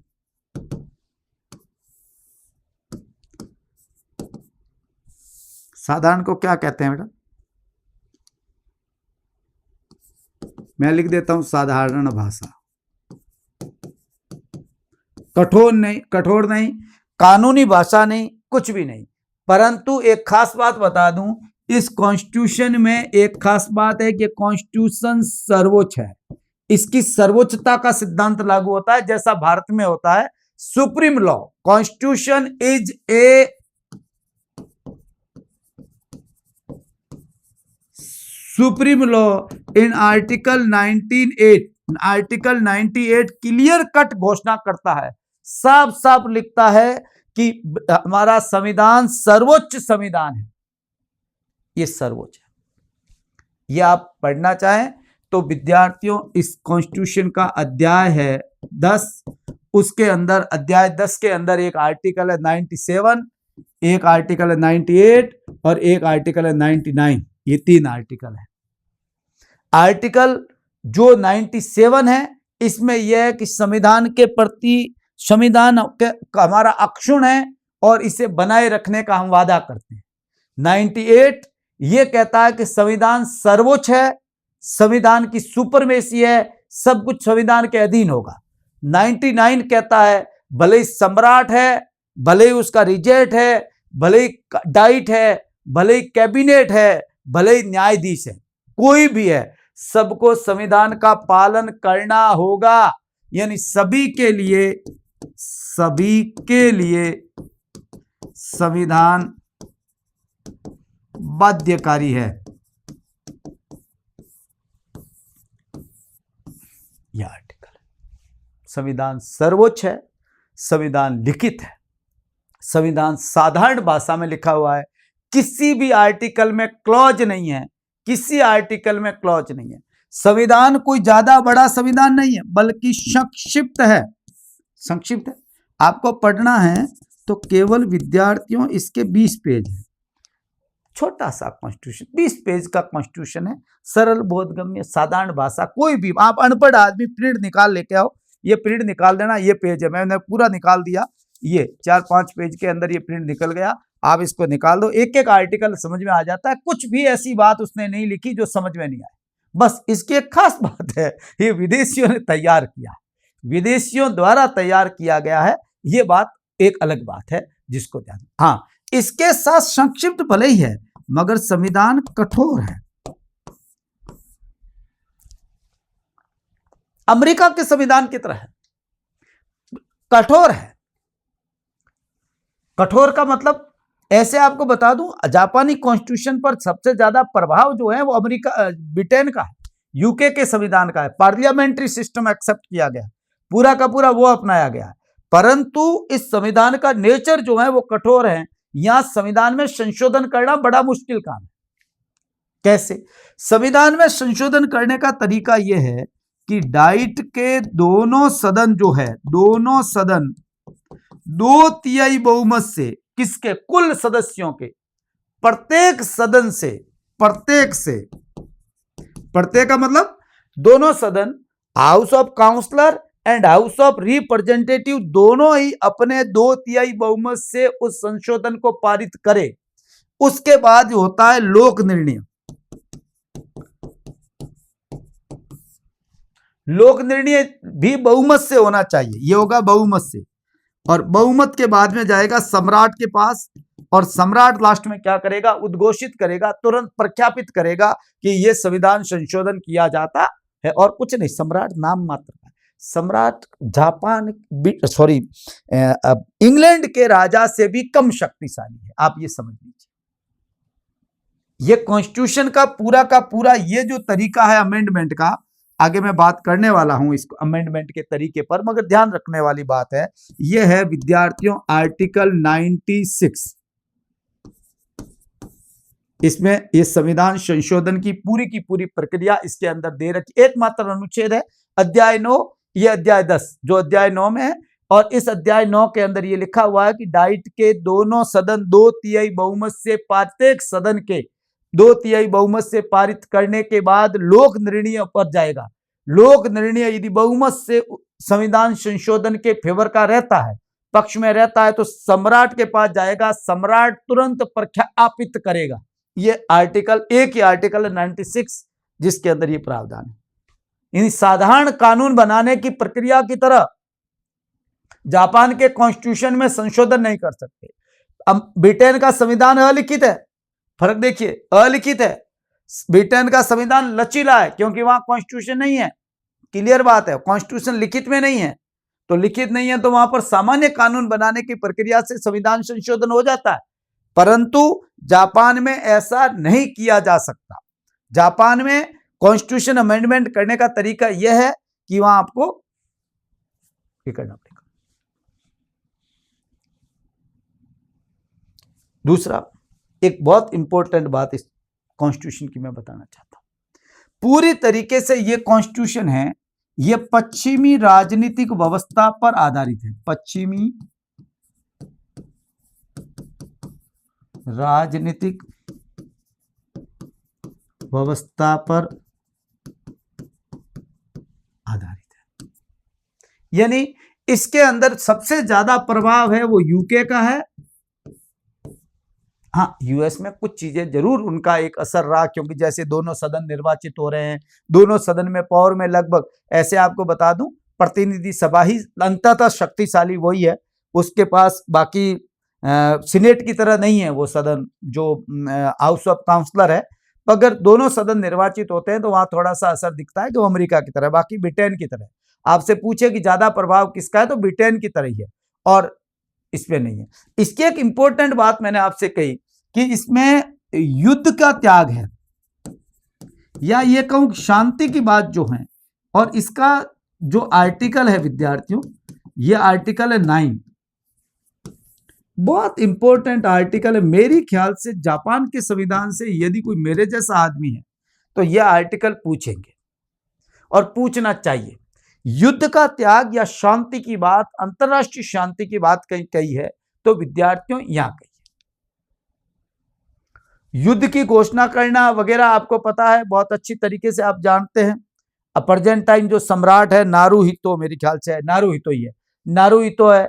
और प्रेजेंट टाइम जो जापान के प्रधानमंत्री है शिगोरू इशिवा जो हैं, वो वहां के प्रधानमंत्री हैं, मैन वही हैं, सब कुछ वो होते हैं, तो कहने की जरूरत नहीं है, वो आप समझ सकते हैं। बढ़िया उनका चल रही है सरकार, लिबरल पार्टी की, लिबरल डेमोक्रेटिक पार्टी है, एलडीबी मेरे ख्याल से, एलडीपी करके एक पार्टी है, लिबरल डेमोक्रेटिक पार्टी जो है वहां पर वो काम कर रही है। उदारवादी लोकतांत्रिक दल करके एक दल है, उसकी सरकार जापान में है, दोनों सदनों में उसका बहुमत है, और बहुमत के साथ वो अच्छी सरकार चल रही है। एक बात और, इस संविधान में प्रस्तावना है, प्रस्तावना बड़ी स्पेशल है इसकी। एक तो ये प्रस्तावना शुरू हो रही है वो हमारे संविधान की तरह हो रही है। हम जापानी लोग या हम जापानी प्रजाजन, हम जापानी लोग, we people of Japanese, we people of Japanese इस संविधान को प्रख्यापित करते हैं। हमारी तरह है, इस संविधान को लास्ट ये है,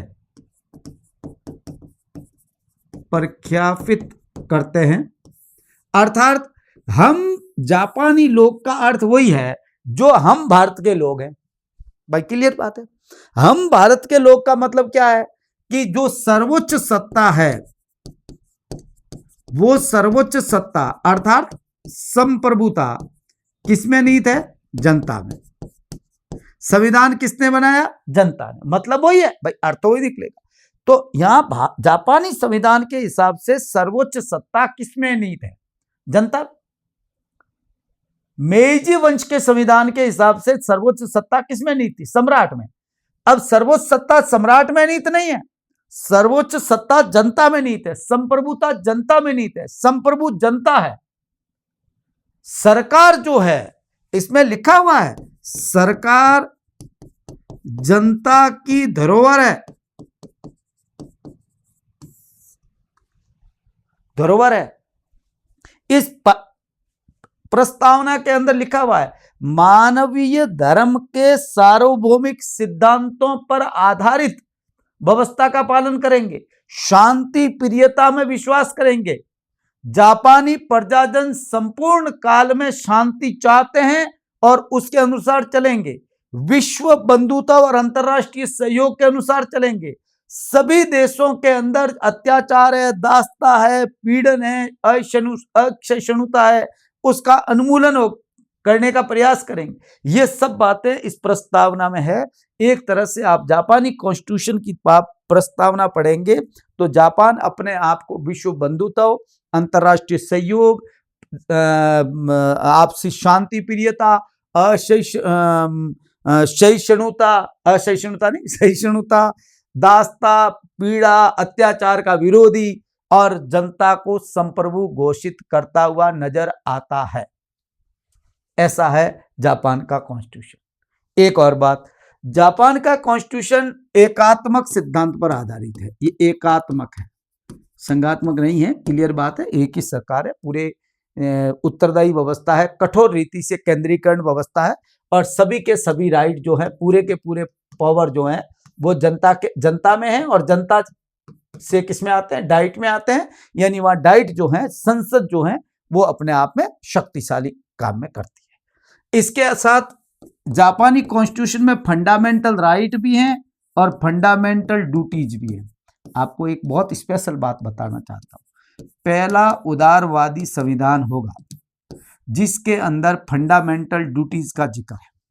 पहला कोई लोकतांत्रिक देश, साम्यवादी देश की बात नहीं कर रहा हूं, जिसके अंदर ड्यूटीज, फंडामेंटल ड्यूटीज को जगह दी गई तो विद्यार्थियों वो जापान का कॉन्स्टिट्यूशन है। First constitution. ये अध्याय जो 3 है इस कॉन्स्टिट्यूशन का पूरा पढ़ना पड़ेगा। अध्याय 3 के अनुच्छेद 10 से लगाकर 40 तक अर्थात 31 अनुच्छेद हैं 103 में से जो फंडामेंटल राइट पे हैं। यानी विस्तृत बात है।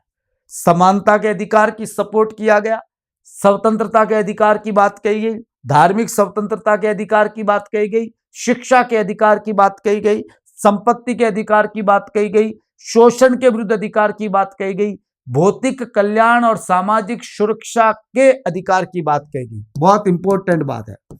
भौतिक कल्याण एवं सामाजिक सुरक्षा अर्थात लोगों को काम का अधिकार है, राइट टू वर्क। बड़ी बात है ये, काम पाने का अधिकार जो है ये यहां है। हमारे भी नरेगा में है, मगर नरेगा में कानूनी है, वो कॉन्स्टिट्यूशनली फंडामेंटल राइट है, उनका फंडामेंटल राइट लोगों का कि काम उसको मिले। ये यहीं मिलता है और कहीं नहीं है। कर्तव्यों का समावेश पहला उदारवादी देश जिसके अंदर मिलता है तो जापान में मिलता है। पहला एशियाई देश जहां पार्लियामेंट्री सिस्टम स्टेब्लिश किया गया जापान में किया गया। सबसे सरल कोई संविधान है, सरल का मतलब ये मैं नहीं कह रहा हूं लचीला, सरल का मतलब है इतना आसान तरीके से बहुत बनाया जा सकता है। भारत का, मैं तो कई बार मुझे लगता है जापान का संविधान पढ़ते हूं तो लगता है भारत का संविधान ऐसा क्यों बनाया गया, लोग इतने टॉर्चर होते हैं। भाई आप लोगों के लिए कॉन्स्टिट्यूशन है, वकीलों के लिए तो है नहीं। तो आपको कॉन्स्टिट्यूशन बहुत सिंपल भाषा में बनाना चाहिए था, जन सामान्य को, साधारण से साधारण आदमी को समझ में आए। और दूसरा, आपने उसमें ऐसे क्लॉज डाल दिए हैं, सब क्लॉज, क्लॉज का क्लॉज, क्लॉज का क्लॉज, लोगों को समझ में नहीं आता लास्ट तक। और जब तक कॉन्स्टिट्यूशन समझ में आता है तब तक वो चला जाता है। और कई पीढ़ियां चली गई, अब तक संविधान समझ में नहीं आया, संविधान लागू है। संविधान पढ़ाने वाले लोग नहीं है, और पढ़ा रहे हैं वो नाटक कर रहे हैं। और जहां सरकारें, सेंट्रल स्कूलें चल रही है, वहां पर पढ़ाने वाले टीचर नहीं रखे हुए। अब सोचिए, यह है स्थिति, बड़ी मतलब अलग स्थिति है। आप देखें एक प्रकार से तो जापान के कॉन्स्टिट्यूशन पर, जापानी बहुत अच्छा कॉन्स्टिट्यूशन, बहुत सिंपल कॉन्स्टिट्यूशन, साधारण कॉन्स्टिट्यूशन। संसदीय शासन व्यवस्था,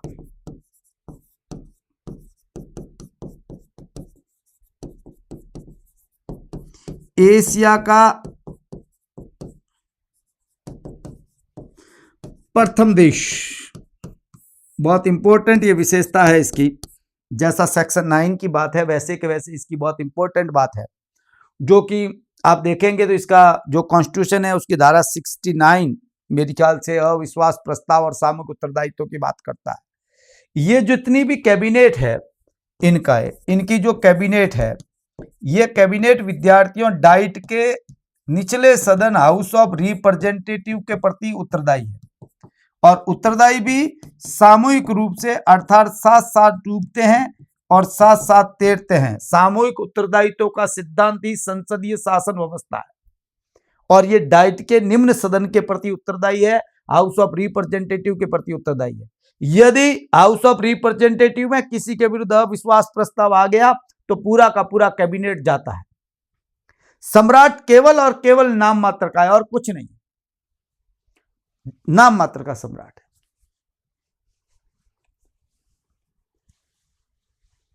हाँ, समस्त एशिया के अंदर, ये कोई ने लिखा है, जीएम कोई ने लिखा कि संपूर्ण एशिया के अंदर जापान वो है जो संसदीय शासन व्यवस्था का सबसे प्राचीन इतिहास रखता है। ये सबसे एशिया का पहला देश है, सबसे प्राचीन देश है, जीएम कोहिन। ऐसे याद रखने की जरूरत नहीं है, जनरली ये है आपको पता। 1890 के अंदर, 89 के अंदर ये पहली बार डाइट बना दी गई थी, और डाइट के बाद में सामूहिक उत्तरदायित्व की बात कैबिनेट बनाई गई, वो बात अलग। आज भी कॉन्स्टिट्यूशनली मैं आपको बता देता हूं, बड़ी स्पेशल बात है। जापान के कॉन्स्टिट्यूशन में आप देखेंगे तो कैबिनेट के सभी सदस्य संसद के सदस्य होना आवश्यक नहीं है, आधे सदस्य होना आवश्यक है। अब एक बात मैं बताऊं, आधे सदस्य संसद से होने चाहिए, पर कोई यदि आधे, अब आजकल तो क्या है कि पूरी तरीके से सिस्टम ये हो गया है कि सब मेंबर जो हैं वो संसद से होते हैं, और कोई नहीं है तो उसे एक निश्चित समय के अंदर उसे मेंबर बनना पड़ता है, अन्यथा वो मंत्री नहीं रहता। जैसा पार्लियामेंट्री सिस्टम में आपको पता है यहाँ होता है, वैसा होता है, वो देखा हुआ इन्हीं। और दूसरा, एक डेमोक्रेटिक कॉन्स्टिट्यूशन है, कहीं भी मनोनीत होने की बात, कहीं पर भी, इंडिया में तो फिर भी कहीं मनोनीत हो जाता है, कहीं कुछ चीजें, यहाँ नो, कोई मनोनयन नहीं, कोई मनोनयन, कंप्लीटली डेमोक्रेसी। और डेमोक्रेसी की हायरार्की में देखेंगे तो भारत की हायरार्की आपको बहुत नीचे मिलेगी, और जापान की हायरार्की बहुत पूर्ण लोकतांत्रिक देशों में आता है। लोकतांत्रिक, हम डेमोक्रेसी में जब अपन बनाते हैं ना, हायरार्की बनाते हैं, तो उसमें जापान सबसे ऊपर आने की स्थिति में होता है। और युद्ध का परित्याग तो मैंने कह ही दिया, जो उसकी इंपॉर्टेंट बात है, ये आपको ध्यान रखना है। अगली एक बात है कि ये धर्मनिरपेक्ष है। ऐसे जापान के बारे में कहा जाता है कि जापान का राज धर्म है वो शिंटो धर्म है, मगर अभी वर्तमान में कोई धर्म, पूर्व में शिंटो धर्म था, मेइजी कॉन्स्टिट्यूशन के अंदर राजकीय धर्म था। प्रेजेंट टाइम में विद्यार्थियों धर्म निरपेक्ष है, राज्य का कोई धर्म से लेना देना नहीं है। धर्म, जाति, संप्रदाय, वंश, नस्ल, इसके आधार पर वहां किसी प्रकार का कोई भेदभाव नहीं होता। धार्मिक स्वतंत्रता का पूरा अधिकार है। स्वतंत्र निष्पक्ष न्यायपालिका, मैं पढ़ाऊंगा बहुत अच्छी तरीके से। स्वतंत्र एवं निष्पक्ष न्यायपालिका। बड़ी भले ही ये बात हम ब्रिटेन के साथ कंपेयर करें, मगर यहाँ ब्रिटेन से ये बहुत आगे है। इन न्यायाधीशों की नियुक्ति में जो सर्वोच्च न्यायालय है, जैसे एक बात कहूं, जो सर्वोच्च न्यायालय है, सर्वोच्च न्यायालय का जो मुख्य न्यायाधीश है, उसकी नियुक्ति तो करता है सम्राट। किसके कहने पर? कैबिनेट के परामर्श से करेगा, है ना। कैबिनेट के परामर्श से सम्राट करता है। पर अन्य न्यायाधीशों की नियुक्ति कैबिनेट करती है। ठीक है, परंतु कैबिनेट इसे हटा नहीं सकती। हटाने के लिए यहां पर महाअभियोग न्यायालय की स्थापना करनी पड़ती है। एक प्रक्रिया है, महाअभियोग न्यायालय बनेगा, वो जांच करेगा और जांच के बाद वैसे एक विशेष प्रक्रिया से कानूनी प्रक्रिया के तहत हटाया जाएगा। इनके बहुत आकर्षक वेतन भत्ते हैं, अच्छा वेतन मिलता है जापान के अंदर, पेमेंट बहुत, ताकि भ्रष्टाचार की तरफ उनका मुंह नहीं करे। इनकी नियुक्ति, एक बहुत इंपॉर्टेंट बात बताना चाहता हूं, इनकी नियुक्ति के अंदर आपको बहुत स्पेशल बात है, जो दुनिया में मेरी ख्याल से कहीं नहीं मिलती होगी। स्पेशल बात है, इनकी नियुक्ति का अनुमोदन जनता से लेना होता है, पहला कोई कॉन्स्टिट्यूशन। और ये कब? जब जनरल इलेक्शन होगा, तब जनरल इलेक्शन के साथ जनता बहुमत से ये अप्रूव करेगी कि जो न्यायाधीश नियुक्त किए गए हैं तो वो न्यायाधीश रहेंगे, अन्यथा उसे पद से पृथक कर दिया जाएगा। यानी इनकी जो नियुक्ति की जाती है इन न्यायाधीशों की, और मुख्य न्यायाधीश की सम्राट करता है, अन्य न्यायाधीश की कैबिनेट करता है। ये जो ऐसे इस मामले में भी सम्राट को परामर्श कैबिनेट देती है। सम्राट के पास जीरो पावर है। ब्रिटेन के राजा से भी जापान का राजा ज्यादा कमजोर है। मैंने कहा ना, उसके पास प्रॉपर्टी रखने का अधिकार भी नहीं। तो ये जब नियुक्ति हो जाएगी तो उसके बाद उसका अनुमोदन जनता से लेना पड़ेगा। डेमोक्रेटिक, देखो यहां भी डेमोक्रेसी है। और जनरल इलेक्शन के अंदर बहुमत से यदि नहीं करता है, मान लीजिए किसी को अप्रूवल नहीं मिलती न्यायाधीश की नियुक्ति की, तो वो न्यायाधीश पद से अलग हो जाएगा, उसे हटा दिया जाएगा। दूसरा, यहां एक बहुत स्पेशल बात बता दूं, जापान के कॉन्स्टिट्यूशन में एक खास बात है कि जुडिशियल रिव्यू है। कोई भी संविधान, कोई भी कानून, कोई भी आदेश, कोई भी नियम, कोई भी ऑर्डर, कोई भी आप ऐसा नहीं बना सकते जो संविधान का उल्लंघन करता है। और यदि करता बनाया जाता है तो विद्यार्थियों उसे अपना कोर्ट जो है, सर्वोच्च न्यायालय है, उसे अवैध घोषित कर देगा। क्राउन कुछ नहीं है। मैंने आपको एक बहुत अच्छी तरीके से इसलिए मैंने कहा था विद्यार्थियों, जो यहां कॉन्स्टिट्यूशन है इसलिए कहा जाता है ये क्राउन्ड रिपब्लिक है। यानी राजा के पास कुछ भी नहीं, वो मुकुटधारी गणतंत्र है। यूके के बारे में नहीं कह सकते। यूके में तो एक खास बात होती है कि यूके के राजा के पास कुछ विवेकाधिकार होते ही होते हैं। यहां तो प्रधानमंत्री की नियुक्ति के मामले में सम्राट के पास कोई पावर नहीं। पार्लियामेंट जो उनकी डाइट तय करेगी और डाइट का पावर चलेगा, या हाउस ऑफ रिप्रेजेंटेटिव जो लास्ट में तय कर लेगी वो चलेगा। पूर्ण प्रजातंत्र, पूर्ण प्रजातंत्र के साथ वैधानिक राजतंत्र है। इसका मतलब क्या? इसका मतलब है पूर्ण प्रजातंत्र के साथ कानूनी राजतंत्र है। इसलिए इसको क्या कहा जाता है? क्राउन्ड रिपब्लिक कहा जाता है। ऐसे इसमें आप यूके भी कह सकते हैं, कोई प्रॉब्लम नहीं है, मगर आपके सीधी विशेषता में दोनों हो तो फिर आपको जापान लिखना। जापान ज्यादा डेमोक्रेटिक, वहां तो राजा के पास फिर भी सब विवेक की शक्तियां हैं। यहां कोई पावर नहीं है उसके पास, विवेक का पावर है ही नहीं, कोई पावर नहीं, कोई उत्तरदायित्व नहीं है। वहां तो क्या, यदि किसी पार्टी को बहुमत नहीं मिले ब्रिटेन के अंदर, तो राजा के पास पावर होता है कि वो फिर सबसे बड़ी पार्टी को और या फिर बड़े दल को, जिसको वो समूह को आमंत्रित करके सरकार बनाता है। यहां ऐसा कुछ नहीं कर सकता, इसमें कुछ भी नहीं कर सकता, कोई उसके पास पावर है ही नहीं। दूसरा, आप देख रहे हैं एक बहुत स्पेशल बात मैंने आपसे कही, इनके फंडामेंटल राइट में आपने देखा है तो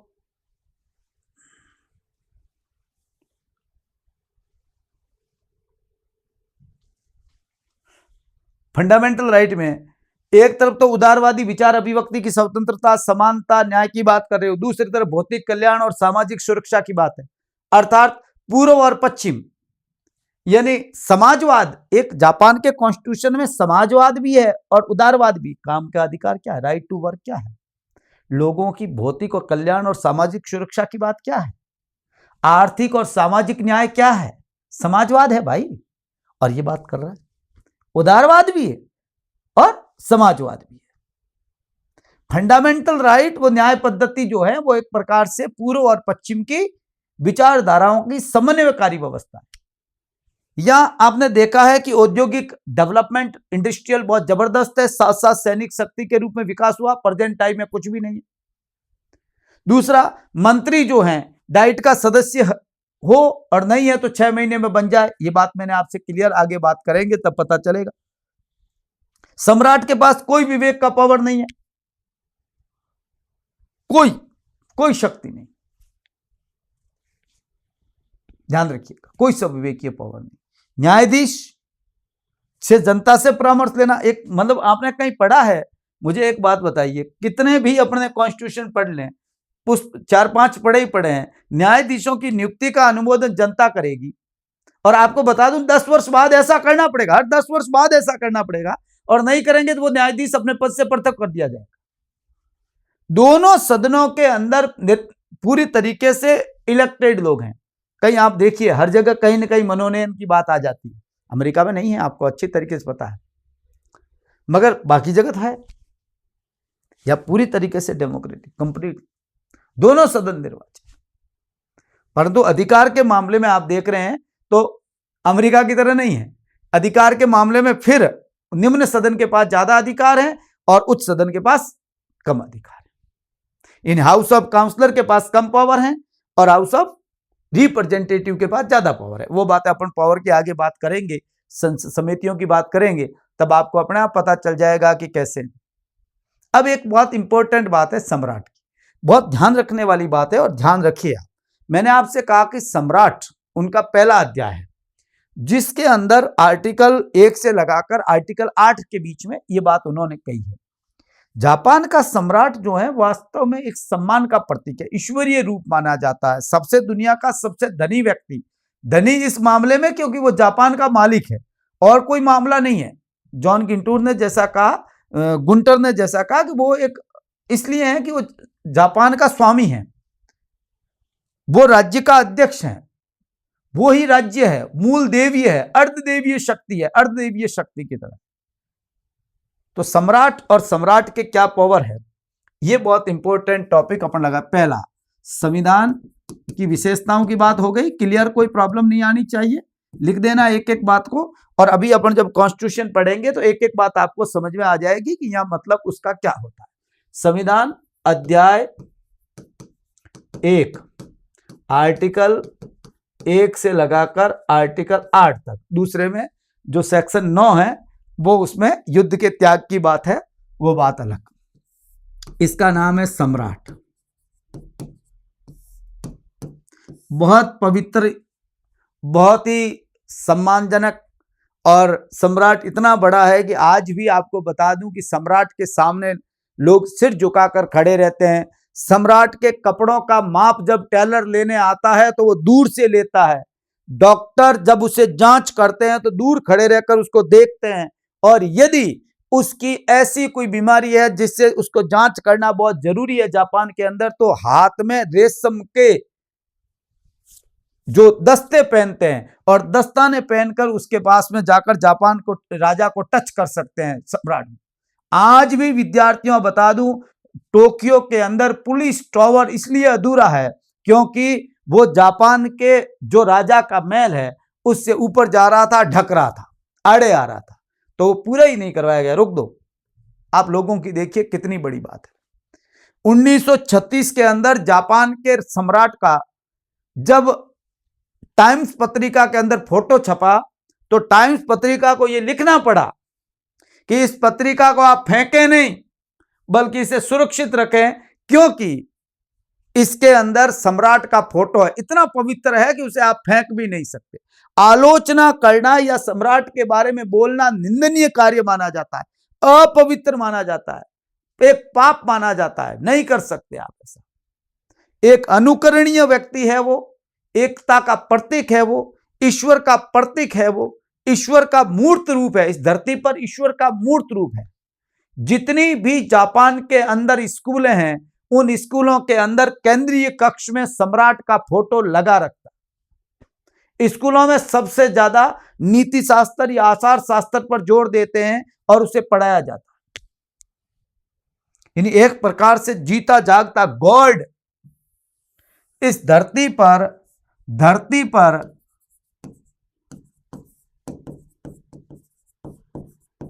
ईश्वर का मूर्त रूप, यह समझा जाता है। ये बहुत इंपॉर्टेंट। पहला राजा हिरोहितो था जिसने कहा कि सम्राट कभी अपने आप में देवीय नहीं है, वो देवीय नहीं है। ये हिरोहितो ने कहा, बाकी किसी ने नहीं कहा। कहने से नहीं है, लोगों का अपने आप में विश्वास है उनका। वो ये मानते हैं कि हमारे राजा जो हैं वो राजा सूर्य के वंशज हैं और प्रथम राजा जो जिम्मू हैं उसके नाम पर ही हमारा नाम धीरे धीरे हमारे वंश हुए हैं, उसके नाम पर जापान का नाम पड़ा है। और आज भी आपको बता दूं, वो जो सत्ता में आए थे 11 फरवरी को, 11 फरवरी जापान में बहुत बड़ा दिन माना जाता है, राज अवकाश रहता है। 11 फरवरी को यहां राज अवकाश रहता है, पूरी तरीके से राज अवकाश की स्थिति, राजकीय अवकाश, राज अवकाश नहीं, सॉरी, राजकीय अवकाश कहूंगा फिर, क्योंकि मैंने इंडियन पढ़ाया है ना आपको, तो गड़बड़ हो जाएगी, कहोगे ये छुट्टी रहती है। आज भी वहां का राजा दर्पण धारण करता है, रतन धारण करता है और तलवार खड़ंग धारण करता है, जो पहले राजा ने तैयार की वो भी करते हैं। आपको मैंने कहा था हिरोहितो के बाद में एक और शासक बने और उसके बाद में निरोहितो जो है वो प्रेजेंट टाइम में वहां के शासक है, 2019 में बने हैं, सम्राट हैं, शासक नहीं सम्राट हैं। और उसकी एक ही बेटी है इके, या इके जिसको बोलते AI ओ जो नाम है, एको करके है, वो उनकी एक ही बेटी है। अब वो 126वें वंशज हैं, यानी ये सूर्य के वंशज माने जाते हैं। तो आप सोच सकते हैं कितना बड़ा इनका एक अपना सम्मान है। ये दुनिया का सबसे, जापानी लोग ये मानते हैं कि दुनिया का संपन्न व्यक्ति है, जापान का स्वामी है, समस्त जापान उनका है, ये माना जाता है। ये इनसाइड एशिया पुस्तक है जॉन गुंटर की, उसके अंदर उन्होंने लिखा है कि जापान का सम्राट विश्व का सबसे अमीर व्यक्ति है, सबसे संपन्न व्यक्ति है, वो जापान का स्वामी है और जापान उसका है, पूरा का पूरा जापान उसका है, ये उन्होंने लिखा। मगर आज यानी ये आधुनिक जो संविधान है 1947 का जो कॉन्स्टिट्यूशन है, इसके अंदर विद्यार्थियों जापान अपने आप में, जापान का राजा अपने आप में एक नाम मात्र का संवैधानिक प्रमुख है, मगर सम्मान, आस्था, विश्वास में किसी प्रकार की कोई कमी नहीं है। वही सम्मान है, वो ईश्वर की तरह माना जाता है, ईश्वर की तरह देखा जाता है, ईश्वर की तरह समझा जाता है। ईश्वर के जैसी आस्था ईश्वर के प्रति है, वैसी राजा के प्रति आस्था है। इसकी बात अपन करेंगे अगली क्लास में, क्योंकि टाइम लंबा और क्लास लंबी नहीं हो, ये खास बात है। मुझे लगता है कि 1 घंटा हो गया और इतनी लंबी क्लास फिर स्टूडेंट देख नहीं पाते हैं। तो अगली क्लास में सम्राट की बात करूंगा और सम्राट के साथ फंडामेंटल राइट और ड्यूटीज की भी बात कर लेंगे। धन्यवाद विद्यार्थियों, थैंक यू।